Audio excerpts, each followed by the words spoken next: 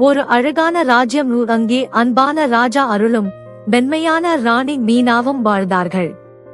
மக்கள் எல்லோரும் சந்தோஷமாக வாழ்ந்தார்கள். ஒவ்வொரு காலையும் ராணி மீனா தனது மந்திரத் தோட்டத்திற்கு செல்வாள். மலர்களை பார்த்து மெதுவாக பேசுவாள். ஒரு நாள் ஒரு நீல மலர் மெதுவாக ஒளிர்ந்தது. ராணி என்று ஒரு இனிய குரல் கேட்டது.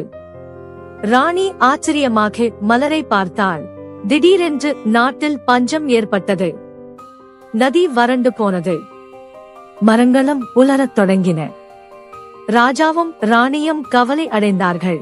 இரவில் ராணி தோட்டத்திற்கு சென்றாள். எங்களை காப்பாற்றுங்கள் என்றாள். நீல மலர் ஒளிர்ந்து ஒரு ரகசியத்தை சொன்னது.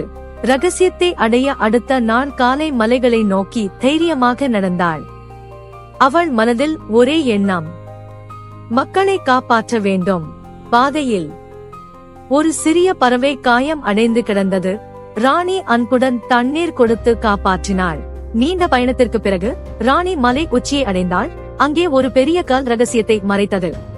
வீரர்கள் பாறையை நகர்த்த முயன்றனர். முடியவில்லை. அந்த நேரத்தில் அந்த சிறிய பறவை வந்து கல்லின் மேல் அமர்ந்தது. கல் நகர்ந்து தண்ணீர் பாயத் தொடங்கியது. நதி நிரம்பியது. மரங்கள் பசுமையாகின. மக்கள் எல்லோரும் சிரித்தார்கள். ராஜாவும் ராணியும் மகிழ்ச்சியுடன் நின்றார்கள். அந்த இரவு முழு நிலா ஒளியில் ராஜ்யம் அமைதியாக இருந்தது. ராணி தோட்டத்தில் நின்று மெதுவாக நன்றி என்று சொன்னாள்.